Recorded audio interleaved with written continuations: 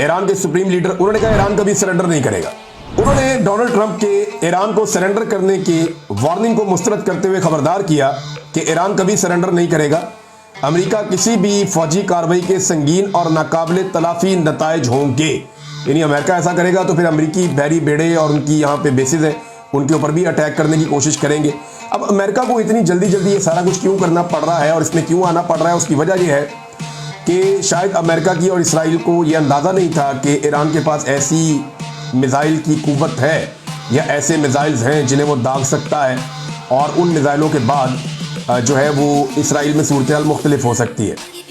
हो ये रहा है कि इन मिसाइलों को रोकने के लिए इसराइल का जो एयर डिफेंस सिस्टम है वो बहुत तेज़ी से एक्टिवेट है, और इसकी एक कैपेसिटी होती है ना, यानी इसकी कैपेसिटी वक्त के साथ साथ कम पड़ती है या ख़त्म होती चली जाती है।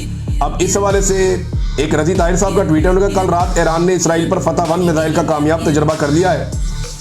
इस एक मिसाइल को रोकने के लिए इसराइल ने तकरीबन 12 इंटरसेप्टर लॉन्च किए, लेकिन कोई एक भी इस मिसाइल को नहीं पकड़ सका।